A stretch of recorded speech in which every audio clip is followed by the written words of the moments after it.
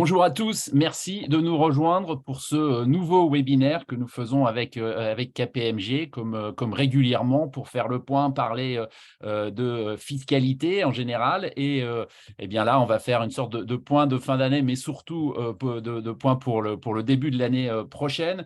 Malgré la trêve des confiseurs qui s'annonce, vous êtes nombreux visiblement à être intéressés, à ne pas être dans la catégorie des procrastinateurs qui attendent le 15 avril pour s'occuper de tout ça.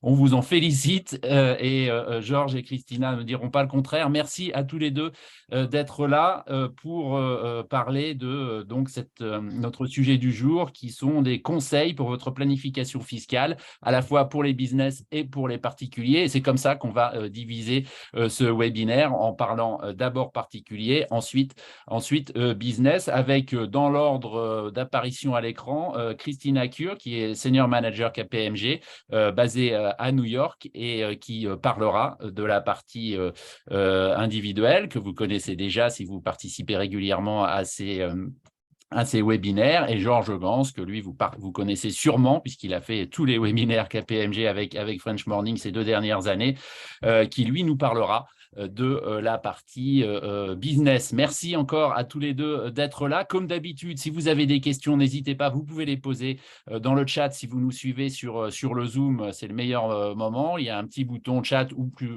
plus exactement Q&A, c'est le bon endroit pour poser vos questions. Vous appuyez sur le bouton Q&A, vous écrivez vos questions et on les reprendra dans la mesure du possible. Et évidemment, comme d'habitude, Georges et Christina partageront leurs contacts pour que vous puissiez les joindre directement, poser vos questions si c'est trop compliqué pour les poser ici en direct, ou si tout simplement on n'a pas le temps de les prendre, ce qui malheureusement arrive. On a en général beaucoup de questions. Merci à tous encore d'être là et on va aller tout de suite avec Christina Cure qui va nous parler donc de ses conseils pour la planification fiscale pour les particuliers, sujet qu'elle connaît évidemment très très bien puisque depuis plus de 25 ans, elle s'occupe de ces questions à KPMG. Merci encore à vous, Christina. Je vous laisse la parole et puis je reviens tout à l'heure pour les questions. Merci Emmanuel et bonjour à tous. Donc, si on regarde notre agenda pour aujourd'hui, nous allons commencer avec les planifications pour les particuliers, avec les chiffres clés pour 2022 et 2023. Ensuite, les Top Tax Planning Tips pour 2022, suivis par les prévisions pour 2023. Après, nous allons aborder les planifications pour les business en commençant avec ce qui se passe à Washington et d'autres prévisions du côté des entreprises. Donc, si on commence avec les chiffres clés pour 2022 et 2023. Alors, pour la sécurité sociale, la base s'élève maintenant à 160 200 $, soit 9 932 pour l'année 2023, ou une hausse d'environ 800 $ sur l'année 2022. Pas de changement dans le Medicare Tax de 1,45 % et le surtaxe de 0,9 % pour ceux qui gagnent au-dessus de 200 000 $ si vous êtes célibataire ou 250 000 $ si vous êtes marié. Le Net Investment Income Tax ou le NIT ou Medicare Surtax sur les revenus d'investissement reste toujours à 3,8 %. Si on continue avec les chiffres clés, le taux maximum du côté fédéral reste à 37 %. Ce taux commence à un niveau de revenu de 693 000 pour les mariés et 578 000 pour les personnes célibataires. Pareil pour l'impôt sur la plus-value entre 0 et 20 %, dépendant de vos revenus. Mais il faut aussi penser au Net Investment Income Tax de 3,8 % sur ces plus-values aussi. Les moins-values sont capées à 3 000 par an ou 1 500 si vous êtes marié et faites des déclarations séparées. Les pertes qui ne peuvent pas être utilisées dans l'année courante peuvent être utilisées l'année prochaine pour réduire les plus-values soumises à l'impôt. Si vous vendez votre résidence principale, les premiers 250 000 $ si vous êtes célibataire ou 500 000 $ si vous êtes marié sont exemptés de l'impôt aussi. La déduction forfaitaire de Standard Deduction, une déduction plate si vous voulez, si vous ne prenez pas de déduction actuelle, sont à 13 850 ou 27 700 si vous êtes marié en 2023. Du côté retraite, si vous participez dans le 401k, vous pouvez contribuer 2 000 $ de plus en 2023 et 1 000 $ de plus si vous avez plus de 50 ans, pour un total de 22 500 et 30 000 $ par an, dépendant de votre âge pour 2023. Si vous pensez acheter une résidence principale, les intérêts sur le prêt sont déductibles, capés à un capital de 750 000. Donc, si vous avez un prêt de 800 000 $, seulement les intérêts payés sur les premiers 750 000 sont déductibles.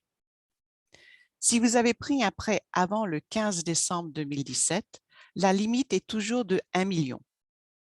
Pour les HELOC, ou Home Equity Line of Credit, les intérêts sont déductibles si les fonds sont utilisés pour acheter ou construire la propriété, mais pas déductibles pour les dépenses personnelles. Il y a aussi le crédit pour les enfants, qui est de 2 000 $ par enfant, mais si vos revenus sont au-delà d'un certain montant, entre 200 000 et 400 000, dépendant du cas, le crédit est réduit ou éliminé. Si vous avez un enfant qui n'a pas un numéro de sécurité sociale, comme beaucoup d'expatriés, le crédit est réduit à 500 $ par enfant. Et si vous avez un couple qui travaille tous les deux, et si vous avez des dépenses comme nanny, une pépinière, des coûts préscolaires ou de la crèche, vous allez pouvoir prendre un autre crédit capé à 20 % de dépenses jusqu'à 3 000 par enfant, soit un crédit de 600 $. Les donations sont toujours capées à un certain niveau pour réduire les impôts de succession. Pour 2023, c'est 17 000 et pour 2022, c'est 16 000 par an, par personne. Pour les contributions au Individual Retirement Account, ou IRA, la contribution maximum est de 6 000 $ ou 7 000 $ si vous avez plus de 50 ans. La déduction aussi pour les coûts médicaux commence à 7,5 % au-dessus de votre Adjusted Gross Income ou votre salaire après les déductions. Disons par exemple, si vous avez un salaire, un Adjusted Gross Income de 100 000 $ et vos dépenses médicaux sont de 8 000 $, les premiers 7 500 $ de coûts médicaux ne sont pas déductibles. Et dans cet exemple, simplement 500 $ seront déductibles. Si vous voyagez pour le travail en voiture, vous pouvez aussi prendre une déduction de 52,5 centimes par mile, pas par kilomètre. Et si vous partez en détachement en dehors des US, vous pouvez exclure jusqu'à 112 000 $ de salaire sur les impôts fédéraux et aussi à l'État, enfin, dépendant de l'État, comme New York, et aussi des règles de l'État. Par exemple, si vous vivez au New Jersey ou vous partez en détachement, vous n'allez pas pouvoir prendre cette déduction. Alors maintenant, on va parler de certains planning tips et je partage mes top 10 avec vous comme objectif de réduire les revenus et augmenter vos déductions. En premier plan, si vous participez dans un 401k plan, pensez à maximiser vos contributions. Pour 2022, le montant est de 20 500 $ et 22 500 $ pour 2023.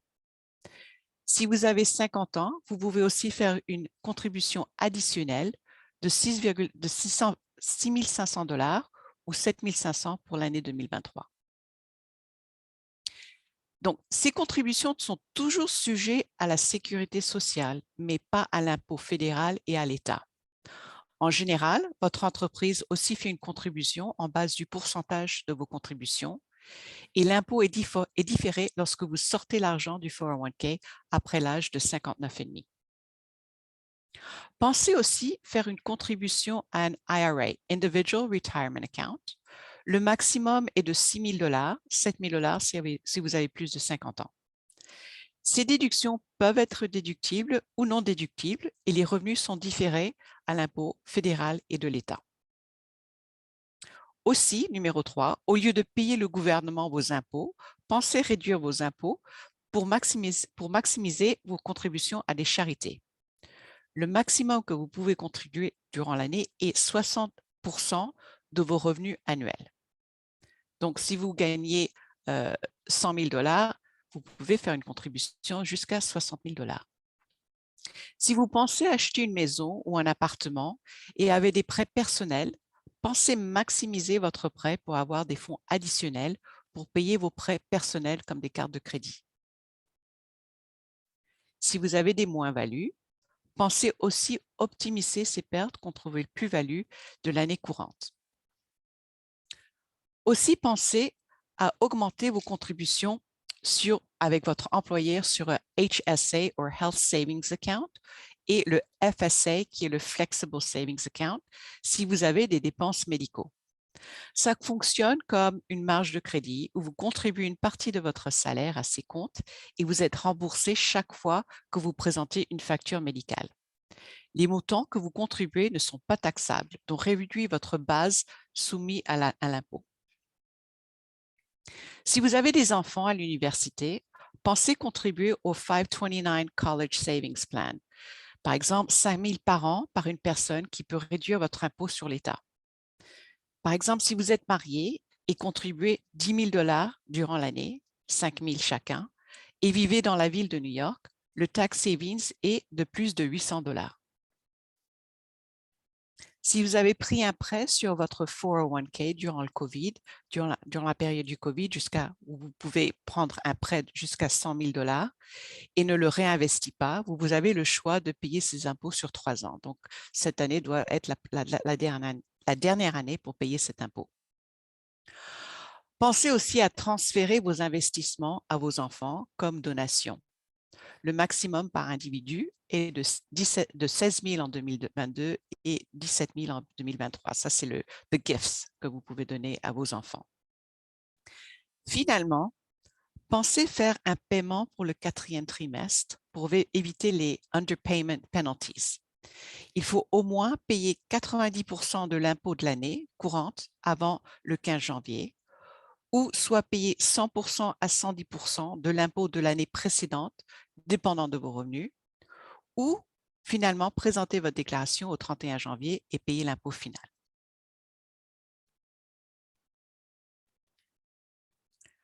Alors, qu'est-ce qu'on a à prévoir pour l'année 2023? Pour l'Inflation Reduction Act qui a passé au mois d'août 2022, on n'a pas vu de changement dans le carried interest, la déduction des impôts de l'État, c'était les 10 000 capés, et un changement dans les règles de droit de succession. Mais quand même, pas de hausse dans les taux d'impôt maximum qui restent à 37%. Aussi, les fiscs, the IRS, on veut une très grande hausse dans leur budget. Comment ils vont utiliser le budget reste à savoir. Et maintenant que le Congrès est plus ou moins 50-50, vont-ils pouvoir passer de la nouvelle législation? Il y a aussi un nouveau formulaire depuis l'année dernière, le 1099K, qui peut impacter les personnes qui participent dans le GoFundMe ou mécanisme similaire s'ils reçoivent plus de 600 $ bruts durant l'année. Les FIS peuvent considérer ces montants comme des revenus soumis à l'impôt. Une autre chose que l'on attend est sur la situation de remote work au niveau de l'État et les règles du telecommuting que New York a, qui peut créer une double imposition dans l'impôt sur l'État. Bonne nouvelle pour les personnes en retraite qui reçoivent de la sécurité sociale, une hausse de 8,7% est prévue pour l'année 2023. Et finalement, si vous avez un remboursement que vous attendez avant plus de 45 jours, les FIS doivent vous payer des intérêts jusqu'à 6%.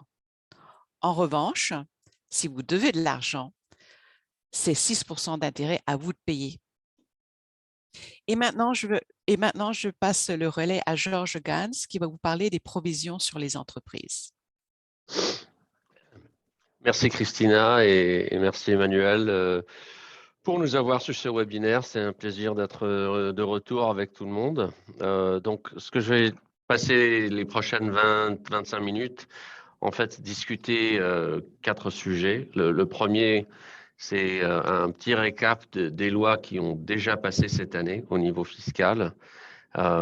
Christina a déjà mentionné l'Inflation Reduction Act, donc on va discuter ça un peu. Deuxièmement, on va parler un peu du changement de pouvoir. Qu'est-ce qui s'est passé à Washington pendant les élections de novembre et l'impact que ce changement va avoir sur le potentiel de législation fiscale pour l'année prochaine. Et le troisième sujet qui est le plus intéressant, je pense, de tous, c'est en fait, on attend quoi entre maintenant et la fin de l'année au niveau loi fiscale. Il y a beaucoup de lois qui sont en jeu et je vais expliquer ça un peu plus en plus de détails. Et finalement, une discussion rapide sur l'OECD, le pilier 2 qui vient d'être mis en accord en Europe et l'impact aux US. Donc, on commence un peu avec… Georges, pardon d'interrompre, juste pour vous dire, vous qui écoutez, n'hésitez pas si vous avez des questions sur la première partie de Christina, par exemple, de les poser dès maintenant dans le Q&A, comme ça on aura les questions dès que Georges aura fini, on pourra enchaîner pour prendre le maximum de vos questions, que ce soit des questions pour Christina ou Georges ou les deux, n'hésitez pas à les poster dès maintenant en Q&A. Voilà, pardon Georges, à toi. Non, pas du tout. Bonne intervention et bien sûr, s'il y a des questions au fur et à mesure, je ferai de mon mieux de répondre, ainsi que Christina. Donc, Christina avait mentionné le Inflation Reduction Act, qui en effet, les provisions de cet acte avaient, à mon avis, très peu à faire avec l'inflation et beaucoup plus à faire avec des dépenses pour la protection de l'environnement. Et donc, on parle d'une proposition de loi, en fait, qui avait un record de dépenses au niveau crédit pour les énergies, le green energy, green credits, etc. Donc, on a beaucoup de crédits qui ont été soit renouvelés, soit créés, qui faisaient partie de cet passage de loi.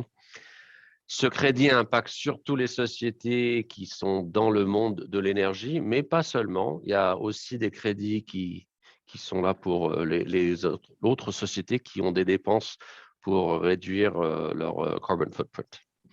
Le deuxième point qui impacte certaines sociétés, pas toutes, est ce nouveau Corporate Alternative Minimum Tax. Et ce taxe, en fait, c'est un taxe minimum sur les résultats comptables, non fiscales, comptables, pour les très, très grandes sociétés.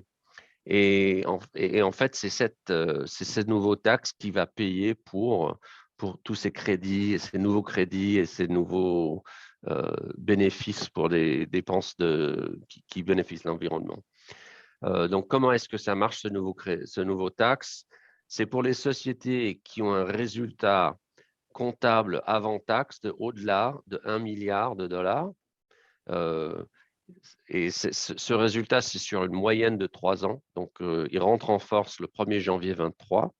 Et c'est pour des sociétés qui ont un résultat de au-delà d'1 milliard de dollars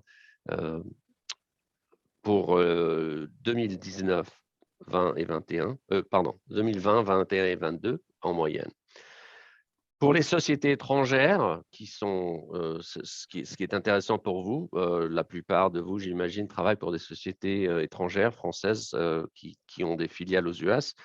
Un deuxième test, c'est que les sociétés américaines ont des résultats comptables avant taxe de 100 millions de dollars. Donc, il y a deux seuils à dépasser. Un, c'est le résultat global d'1 milliard. Le deuxième, c'est un résultat de 100 millions de dollars aux US. Ce nouveau taxe va impacter bien sûr que les grosses sociétés. Les règles sont encore pas très claires à certains niveaux, ou comment calculer qui rentre dans le taxe et qui ne rentre pas, et ensuite comment faire le calcul même. Donc on attend, juste hier, le fisc américain est sorti avec une promesse d'avoir des règles avant la fin de l'année pour pouvoir aider les sociétés à faire ces calculs et à comprendre l'impact sur leur taxe. Le troisième point qui n'est pas ici, mais c'est Christina en fait qui m'a rappelé avec son slide, c'est le fait que le IRS, le fisc américain, a reçu 80 milliards de dollars d'argent qu'ils doivent dépenser. Et cet argent, en fait, a été donné à l'IRS pour fermer ce qu'on appelle le tax gap. En fait, c'est il y a un chiffre, en fait, le gouvernement américain pense qu'il y a des milliards de dollars qui ne sont pas collectés à cause du fait que notre fisc n'a pas assez d'argent pour aller faire les audits, etc. Donc, on s'attend à beaucoup plus d'activités du niveau du IRS, non seulement au niveau individuel que Christine a mentionné, mais aussi au niveau d'impôt sur les sociétés. Donc, on se demande ce que ça va donner. Est-ce qu'on va avoir plus d'audits? Est-ce que les audits seront plus détaillés? Reste à voir, mais on s'en attend quand même. Donc, si vous avez des positions qui sont un peu plus risquées auparavant, vous avez passé sans audit, ça vaut la peine de revisiter toutes ces positions pour voir si vous êtes bien préparé pour un audit du IRS. Christina, on passe au prochain slide. Donc, je vais vous discuter un peu, on va rediscuter la balance du pouvoir. Qu'est-ce qui s'est passé en novembre? Donc, comme vous savez tous, si vous êtes aux US, on a eu des grandes élections midterms en novembre. Je commence avec la fin. Le résultat, c'est que la Chambre de représentants a passé du contrôle démocrate, maintenant contrôlé par les républicains. Là, devant vous, vous voyez le slide. Avant les élections, les démocrates avaient une majorité hyper fine de 5 voix. Prochain slide, après les élections, dès janvier 23, les républicains prennent contrôle de la Chambre de représentants avec une majorité de 11 sièges. Très fine majorité aussi. Les républicains s'attendaient à une majorité plus importante et aussi se demandaient s'ils pouvaient reprendre le pouvoir avec le Sénat, ce qui n'est pas passé. On passe au prochain slide. Avant les élections, comme vous savez bien, on était à 50-50 avec la voix de la vice-présidente Kamala Harris qui était utilisée comme tiebreaker.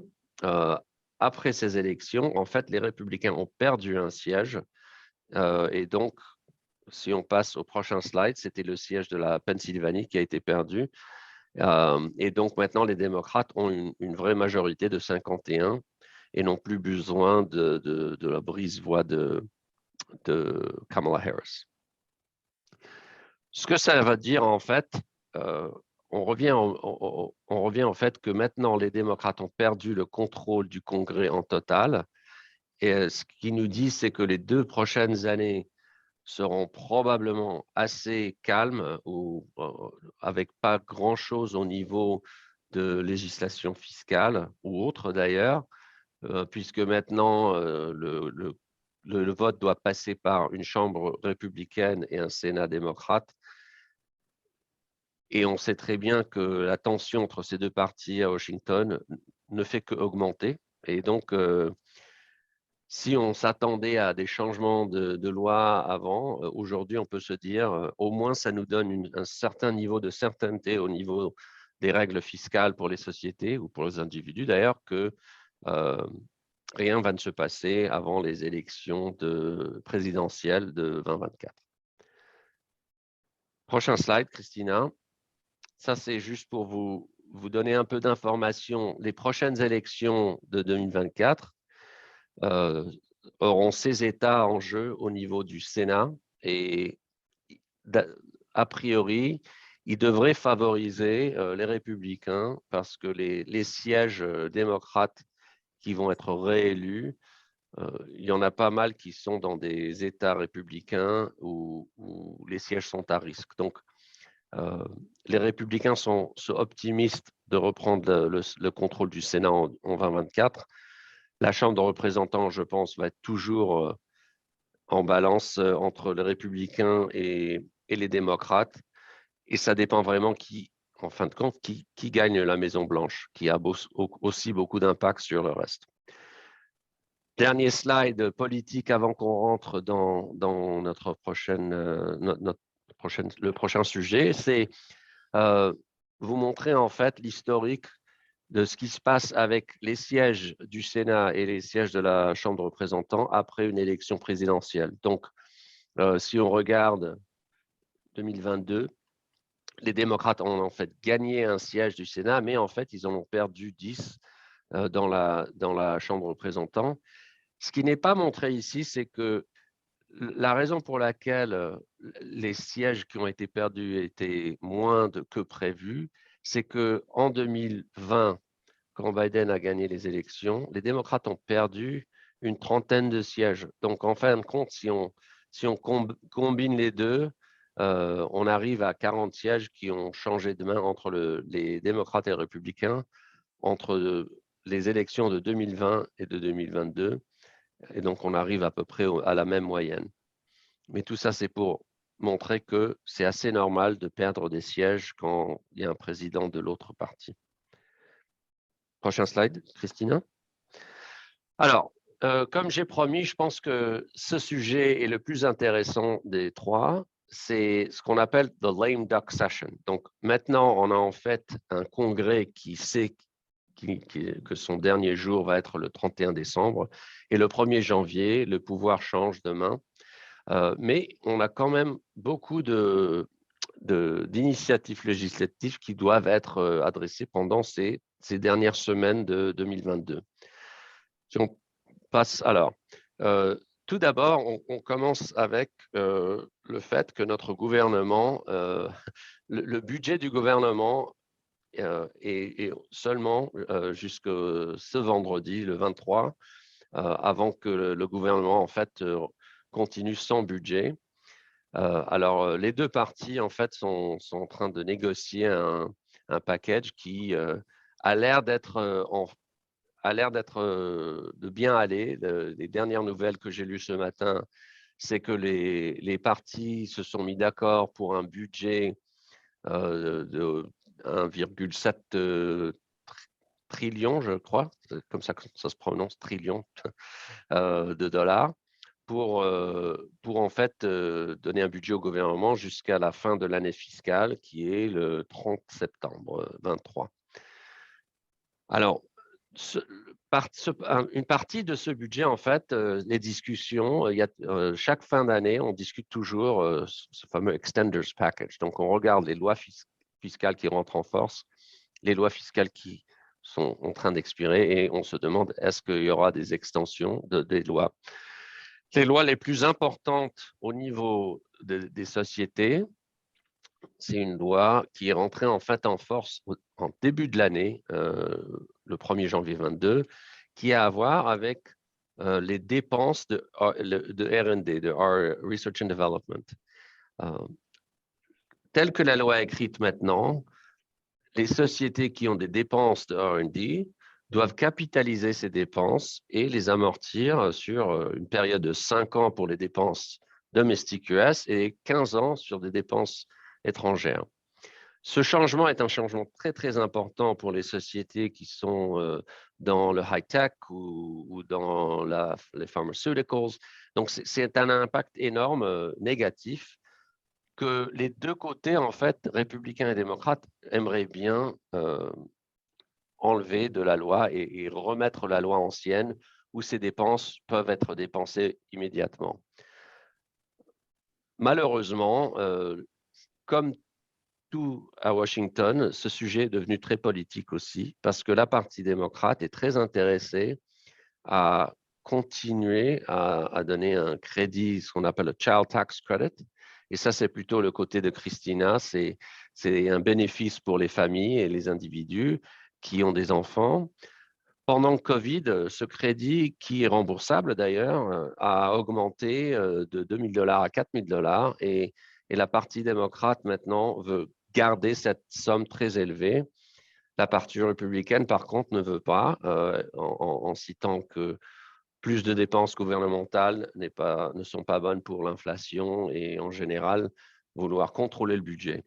Et donc, en fait, c'est devenu un match entre la partie démocrate qui veut qui veut continuer ce crédit pour les Child Tax Credit à un niveau plus élevé, et la partie républicaine qui aimerait bien continuer avec ces dépenses de R&D qui d'ailleurs bénéficient tout le monde, pas juste les sociétés qui sont plutôt dans des états bleus ou rouges, bénéficient en fait tout le monde. Au moment, et c'est un peu, c'est suivre ça comme suivre la bourse, dès aujourd'hui, de ce que j'ai entendu ce matin, le budget n'inclut pas ni le Child Tax Credit ou le R&D expensing. Tout ça peut changer. Ça peut changer cet après-midi, ça peut changer demain. À mon avis, on aura un package vendredi qui va être signé. La question est, est-ce que ces deux provisions sont dans le package, oui ou non? S'ils le sont, tant mieux. Sinon, ça va causer beaucoup de travail et beaucoup de changements pour les sociétés qui ont des dépenses de recherche. Non seulement sur un impact fiscal, mais aussi un impact sur l'effort de compliance, de pouvoir trouver ces dépenses et savoir quoi capitaliser dans les bilans. Ça va être un effort assez important. Les deux autres provisions qui impactent les sociétés, l'une, c'est la déductibilité des intérêts. La loi a changé au début 22 aussi, où au lieu de calculer les charges d'intérêt qui peuvent être déduites avec une limite de 30% de EBITDA, maintenant a changé à 30% de EBITDA. Donc encore un désavantage pour les sociétés qui ont des charges d'intérêt importantes aux US. Un autre point qui est considéré dans ce grand package pour le budget, est-ce que les républicains vont pouvoir essayer de garder cette limite de EBITDA plus favorable pour au moins encore un an? Et finalement, on parle de l'amortissement des actifs qui ont été achetés à 100%, 100% bonus depreciation. Début 23, cette somme va commencer à être réduite à 80% et ensuite à 60% et ensuite à 40% et en fin de compte être éliminée. Est-ce que les deux côtés vont se mettre d'accord pour continuer le bonus depreciation à 100%? Et si oui, pour combien d'années? Donc, ces quatre sujets, ce qu'on appelle le Big Four, sont très, très importants pour les sociétés et tout le monde est en train de suivre avec grand intérêt les démarches qui se passent à Washington cette semaine, les discussions, les négociations. Et en fin de compte, je pense qu'on aura une réponse assez claire à la fin de cette semaine et on verra ce que ça donne au niveau de ces Big Four. Christina, next slide. Finalement, je vais passer quelques minutes en discutant les fameuses règles OECD qui ont l'air d'avancer assez favorablement en Europe.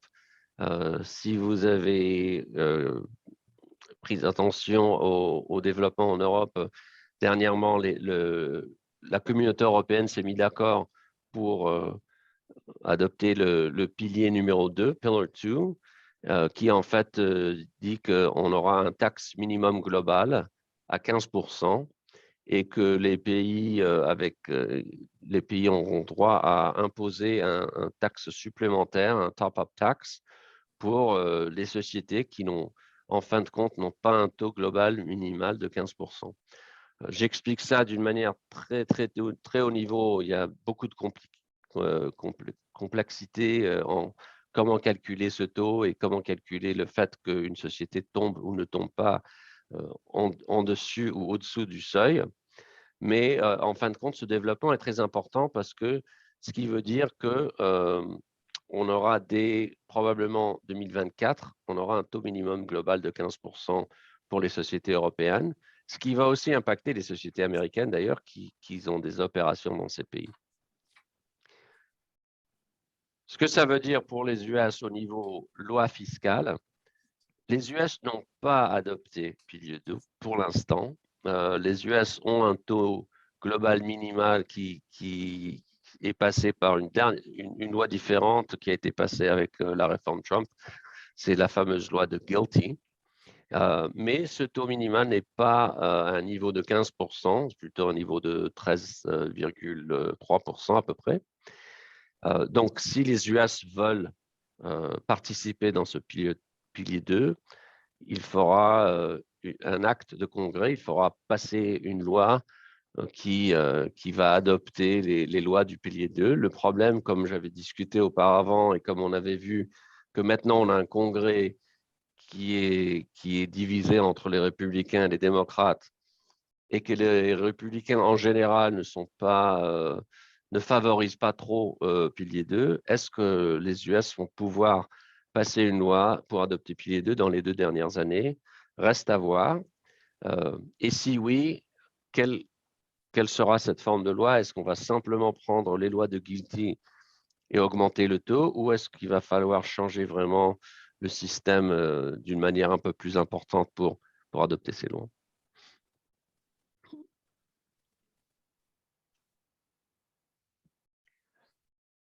Je pense que je suis arrivé à la fin, Christina. Est-ce qu'on a encore un slide? Voilà. Je pense qu'on a quelques questions, Emmanuel. Absolument, on a quelques questions. Je vous encourage à regarder, à noter les coordonnées de Georges et de Christina avec les téléphones et les emails. Georges, l'email, c'est ggans@kpmg.com et Christina, secure @kpmg.com. N'hésitez pas à les contacter. On va pouvoir du coup arrêter le partage d'écran et puis prendre les premières questions. La première avait été posée par Barthélémy, qui est une question relative à Venmo. Est-ce qu'il est nécessaire, nous demande-t-il, de déclarer, donc plutôt pour Christina, de déclarer tous les paiements reçus, même s'ils n'ont rien à voir avec une activité économique? Est-ce que l'obligation de déclaration de Venmo ne concerne que les professionnels? C'est une bonne question. On a reçu pas mal de questions sûrement sur ce sujet, surtout sur Venmo. Comme par exemple, vous allez au restaurant et vous partagez les coûts entre les deux. En général, le 1099K est surtout pour les activités professionnelles. Pas des remboursements pour des achats ou partager des coûts comme si vous allez au resto, par exemple. Donc, c'est vraiment surtout sur les montants de services, si vous voulez. Le taux avant était de 20 000 $, mais maintenant, c'est réduit à 600 $. Donc, oui, toujours des questions sur ces montants, mais surtout pas sur les dépenses que vous avez qui ne sont pas comme des activités professionnelles, si vous voulez. Loïc a une question. Il dit qu'il va être prochainement détaché en Californie. Il va vendre sa résidence principale en France. La vente aura certainement lieu après son départ, donc quand il sera déjà résident américain. Sa question est donc, vais-je être soumis à l'impôt sur la plus-value de ma résidence principale française aux États-Unis et donc pas imposé en France à ce moment-là? Donc, si la personne... Alors, Emmanuel, avant de répondre, j'ai un autre point à faire sur Venmo, pour les gens qui utilisent Venmo. Si vous utilisez Venmo pour payer des femmes de chambre ou des nannies, etc., c'est là où il faut vraiment faire attention parce que les obligations déclaratives quand on paye des professionnels qui travaillent chez vous, le seuil est assez bas. Et donc, si vous utilisez Venmo régulièrement pour payer un professionnel qui travaille chez vous, il faut bien faire attention de déclarer avec les 1099, etc. C'est là où on retrouve le seuil de 600 $.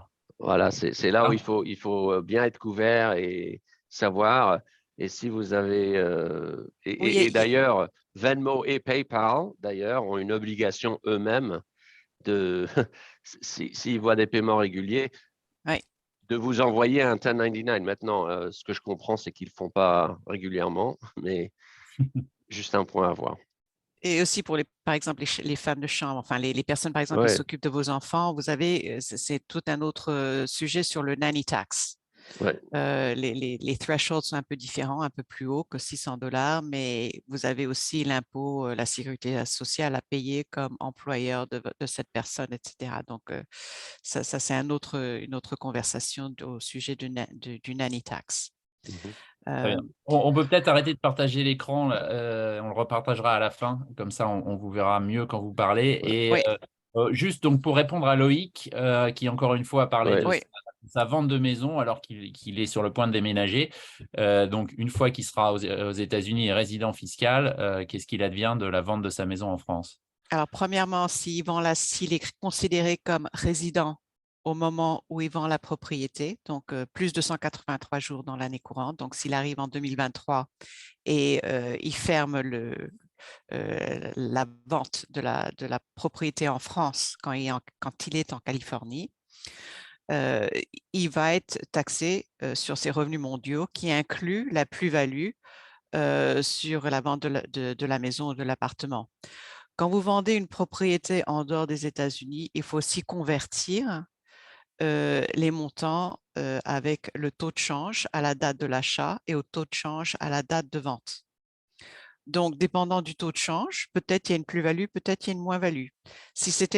Premièrement, si c'était la propriété principale où il a vécu dans la maison ou l'appartement les 2 dernières années ou plus, oui, il peut exclure jusqu'à 250 000 $ s'il est célibataire, 500 000 s'il est marié, de plus-value américaine. Donc, Donc, même si la maison était en France et que j'y ai habité, quand j'y ai habité, j'étais résident fiscal français, ce sont les plafonds et les déductions américaines qui sont appliquées puisqu'on parle d'impôts américains là. oui, du côté américain. Du côté France, comme la maison est située sur le sol français, s'il y a une plus-value, il est soumis au code fiscal français. Donc, s'il est taxé en France sur cette vente, il va devoir payer des impôts en France. Si après les 250 000, s'il a une plus-value au-dessus de 250 000 ou 500 000 et il doit payer des impôts en France, des impôts fédéraux en France, il pourra prendre un crédit d'impôt contre les impôts payés aux États-Unis pour les impôts payés en France. Mais aussi, il y a l'impôt à l'État de Californie. Donc, les résidents californiens, s'il y a des plus-values qui sont taxées au niveau fédéral, ils sont aussi taxés au niveau de l'État de Californie. Donc, ça, c'est la première chose. Et là, au niveau de la Californie, il n'y a pas de déduction il n'y a pas de crédit d'impôt. français. Il n'y a pas de crédit d'impôt. Mais ils vont suivre les 250 000 ou les 500 000 de réduction de plus-value. Une autre chose à savoir, s'il y a un prêt sur cette maison et qu'il y a un remboursement du prêt sur la propriété, il peut avoir ce qu'on appelle un foreign exchange gain or loss.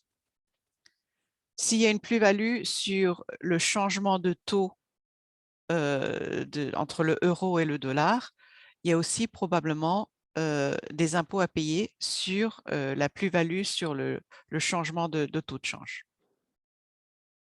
Donc, il y a deux transactions sur une vente de propriété en dehors des États-Unis. Est-ce que Georges veut ajouter quelque chose sur ce sujet? Non. Mais alors, juste pour reprendre, parce qu'on a dit, la question de Loïc, c'était vais-je être soumis à l'impôt sur la plus-value de ma résidence principale française aux US?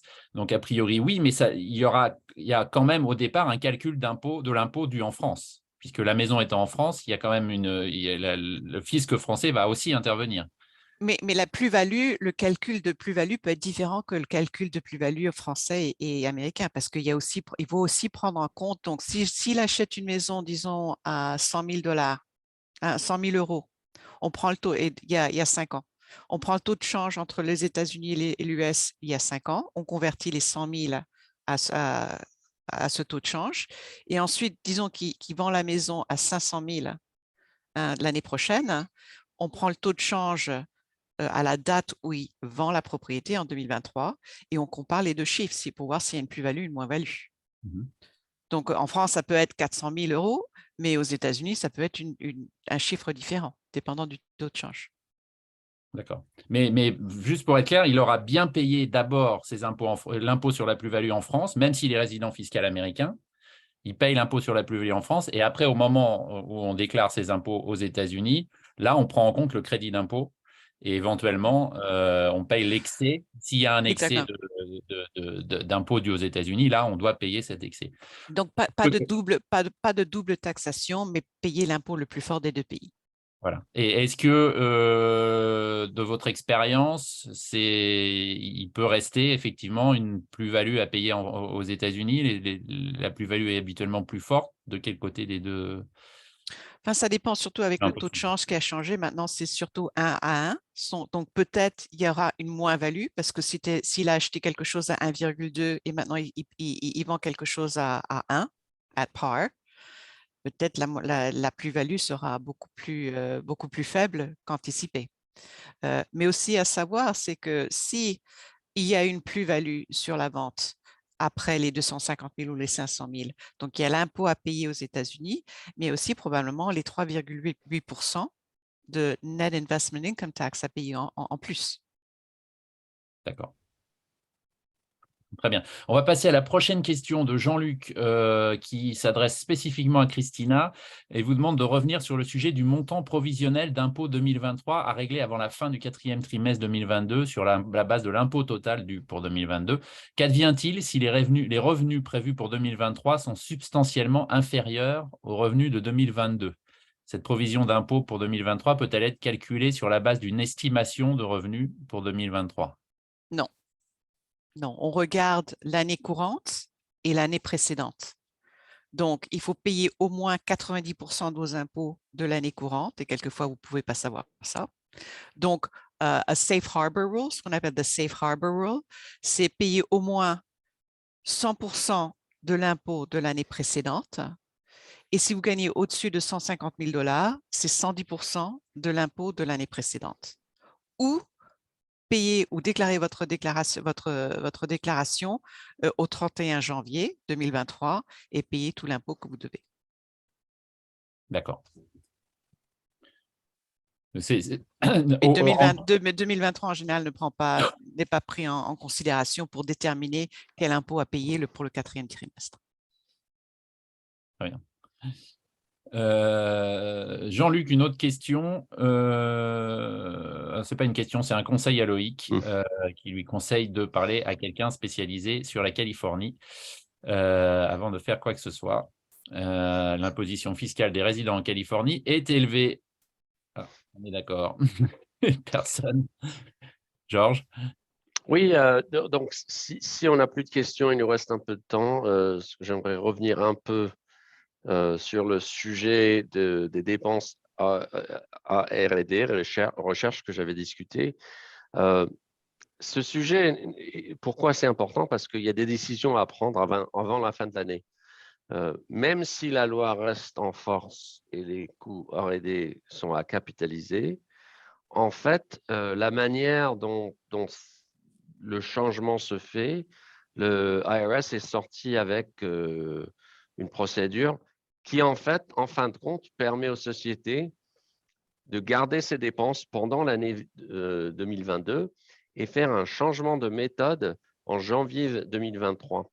Et donc, il y a des calculs à faire et des décisions à prendre. Tout d'abord, voir est-ce que la loi reste en force, oui ou non. Si elle reste en force, est-ce qu'on veut appliquer la loi en 2022 ou est-ce qu'on veut prendre cette opportunité avec cette nouvelle procédure et garder les dépenses en 2022, mais faire un changement de méthode en 2023? Et en troisième point, pour les sociétés qui ont non seulement des dépenses R&D, mais aussi un crédit d'impôt de recherche, cette nouvelle loi, en fait, elle cause une augmentation potentielle des crédits d'impôt de recherche. Et donc, tout ça, c'est des sujets assez complexes à voir et à faire des modèles avant la fin de l'année pour pouvoir savoir quelles décisions prendre. Donc, c'est vraiment un sujet très, très chaud avec toutes les sociétés US qui ont des dépenses R&D en ce moment. Donc, si vous faites partie d'une de ces sociétés, je vous recommande de discuter avec votre conseil fiscal. On a une question qui nous arrive là de Marie-Hélène qui demande combien d'impôts dois-je payer sur un settlement à New York. J'imagine qu'il s'agisse d'un settlement, par exemple, dans le cas d'un divorce ou de quelque chose comme ça. Je vais demander de préciser, mais je ne sais pas pour l'instant. Quel type de taxation s'applique dans ce cas-là? En général, pour le taux d'impôt à New York, à l'État de New York, c'est environ, grosso modo, 6,85 du côté État de New York et environ 3,8 du côté ville de New York. D'environ entre, si elle habite la ville de New York, c'est entre… C'est traité fiscalement comme un revenu. a settlement, oui. Un Oui. settlement, c'est traité comme un revenu et imposé comme un revenu aussi bien du point de vue fédéral que local. Oui, enfin, j'aimerais un peu voir de quoi ça, Exactement. what's a Ouais. settlement. Marie-Hélène peut nous en dire plus. Oui, c'est un peu vague la question. Oui. Si c'est par exemple le child care d'un divorce, en général, ça, c'est pas taxable, mais si c'est, yeah. Court settlement against all the. OK, donc c'est en fait une somme reçue à New York par un employeur. A court settlement against an old employer, en général, ils vont recevoir je pense qu'ils vont recevoir un 1099, Oui. non-employment income. Donc oui, non, ça va être taxé comme des Mais ça revenus comme dépend. salaire. Oui, mais oui et non, peut-être, parce que ça dépend, parce que dans le settlement, il y a punitive damages Yeah, et donc ça dépend en fait de comment est-ce qu'ils divisent ce settlement. Est-ce que c'est tout, justement, est-ce que c'est un remboursement de salaire? Est-ce que c'est à cause d'une autre cause qui est punitive et donc non mais ça, taxable? ça Donc, sera, oui, ça sera inclus dans le 1099 exactement, ça sera qui est expliqué. envoyé, oui. Donc le montant qui est dans le 1099 et le montant qui est soumis à l'impôt. Et d'ailleurs aussi au niveau fédéral, non seulement étatique, hein, donc il ne faut pas Ah oui, oui, oublier oui, que ah oui, absolument, oui. c'est pas juste New York, c'est aussi les Absolument. Donc, impôts fédéraux. de toute façon, elle recevra de la part de la personne qui va payer le 1099 qui va lui envoyer comme on envoie à quelqu'un qu'on utilise comme contractor. C'est le même Exactement. type, Oui, c'est le document. Donc, c'est elle, a priori, elle n'a rien à faire. C'est elle qui recevra cette information et qui lui dira combien elle doit. Mais exactement. j'imagine qu'elle veut prévoir et que donc le meilleur conseil, c'est de considérer ça pour l'instant comme un revenu normal. Dans le meilleur des cas, Soumis, oui, soumis à l'impôt fédéral et à l'État de New York et ville de New York si cette personne vit dans la ville de New York, oui. très, très bien. On n'a plus de questions pour l'instant, je crois. Merci beaucoup. Est-ce que Georges et Christina, vous voulez ajouter quelque chose avant qu'on se quitte? De mon Pas côté, pour tout moi. simplement suivre les nouvelles. Je pense que vendredi sera un jour très important pour savoir ce qui se passe au niveau des règles fiscales pour les sociétés sur les sujets que j'ai discutés. Très bien. Est-ce que vous voulez repartager la dernière diapositive sur laquelle il y a vos contacts pour qu'on redonne ça et que les gens puissent noter avant qu'on se quitte? De toute façon, si vous êtes inscrit à ce Zoom, à ce webinaire, vous recevrez les informations de contact de Christina et de George. N'hésitez pas à les contacter. Est-ce que pour l'instant, ça ne s'affiche pas? On ne voit pas votre slide, Christina. Non, non, pas. Attendez, Il faut choisir la slide en question, je crois. parce que moi, je l'ai. Hmm. Vous voyez pas? Non, on ne la voit pas. Mais écoutez, de toute façon, vous Non. pouvez arrêter de partager si ça ne marche pas. Vous aurez les informations dans l'email que vous recevrez après ce webinaire. Vous recevrez aussi le lien pour le revoir en replay, comme d'habitude. Merci encore à tous les deux, Georges et Christina, pour votre temps. Merci à tous de nous avoir suivis. Très bonne fête de fin d'année à tous et on se retrouve sur French Morning dans les semaines, dans les mois qui viennent et avec notamment KPMG pour plein de bons conseils. Merci à tous les deux. Merci Merci. beaucoup. Bonne fête. Au revoir. Bonne fête. Au revoir.